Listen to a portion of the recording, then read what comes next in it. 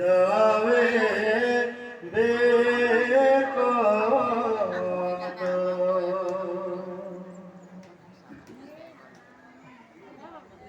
ও নমো ভগবতে বাসুদেবায় ও নমো ভগবতে বাসুদেবায় জন্ম वैसयतयन्नायादितरते सविज्ञसात् तेने ब्रह्महृराजादिकवये मूर्जन्त्यक्षिरयः तेजो वारिविरञ्जतविनिमयो यत्र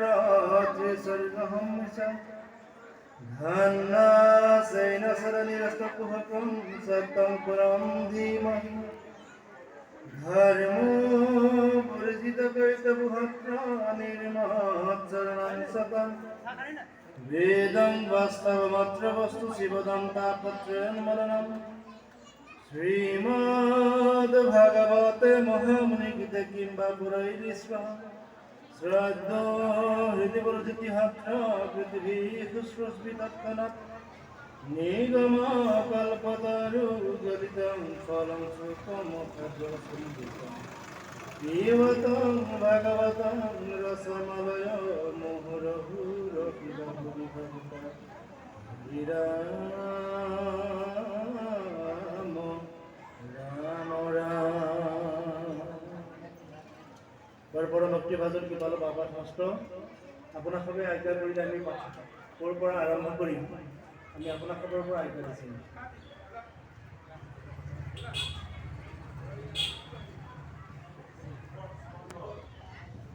চতুৰ্থ স্কন্ধ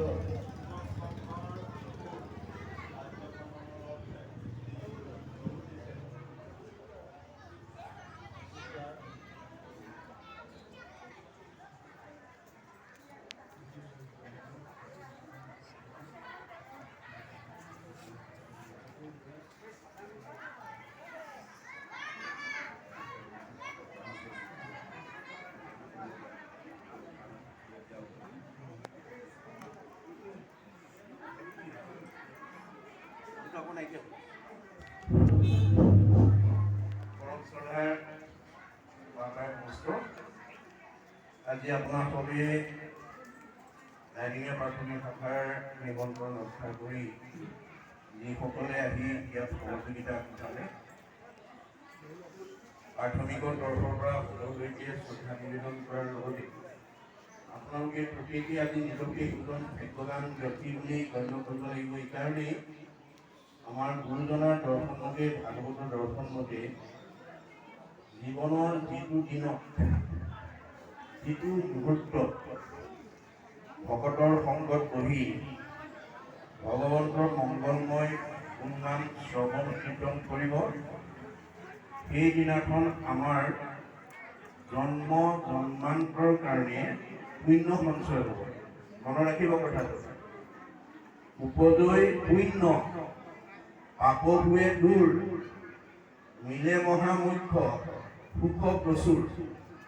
আপুনি যেতিয়ালৈকে মনৰ পৰা পাপবিলাক দূৰ কৰিব নোৱাৰিব, পুণ্য যেতিয়ালৈকে উপাৰ্জন কৰিব নোৱাৰিব, তেতিয়ালৈকে আপুনি বিচৰা সুখ আৰু শান্তি ভগৱন্তৰ পৰা লাভ কৰিব নোৱাৰিব। মনত ৰাখিব, সুখ আৰু শান্তি আমি বিচাৰি পোৱা বস্তু নহয়। সুখ আৰু শান্তি ঈশ্বৰ প্ৰদত্ত। ঈশ্বৰে আমাক সুখ আৰু শান্তি কিহৰ ওপৰত দিয়ে? আমাৰ ভাগৱতত উল্লেখ হৈছে, কৰে শুভা শুভ কৰ্ম গুণৰ ইচ্ছাই কৰ্মফলে দিলে সুখ দুখ পায়। আমাৰ কৰ্মফলৰ লগত সুখ আৰু দুখটো জড়িত হৈ আছে। সৎ কৰ্ম কৰিলে সুখ আৰু অসৎ কৰ্ম কৰিলে দুখ। গতিকে আজি আমি এই অনুষ্ঠানলৈ অহাৰ মুখ্যতম উদ্দেশ্যটো কি? আমি ইতিমধ্যে ভগৱন্তৰ নাম গালো আৰু এতিয়া আমি ভগৱন্তৰ গুণ লীলা শ্ৰৱণ কীৰ্তন কৰি কি কাৰণে কৰিব লাগে? ভগৱন্তই ব্ৰহ্মাক কৈছে, আমাক কোৱাটো দূৰৰ কথা, সৃষ্টিকৰ্তা ব্ৰহ্মাক কৈছে, হে ব্ৰহ্মা, মোৰ কোনো জাতি কুল নাই, মোৰ জাতি কুল কৈত আছে সৃষ্টিকৰ। মৎস্য কুৰ্ম শুকৰাদি ধৰো কৰে মোৰ কোনো জাতি কোন নাই তথাপিতো মই মাছ কাছ গাহৰি উতলা স্বভাৱতে অজময়ী জন্ম নাহি যাৰ ভকতৰ ইচ্ছাই মই ধৰো মই অজব্ৰহ্ম মোৰ জন্মও নাই মৃত্যু নাই অথচ মই জন্মও হওঁ মৃত্যু হওঁ কাৰ কাৰণে ভকতৰ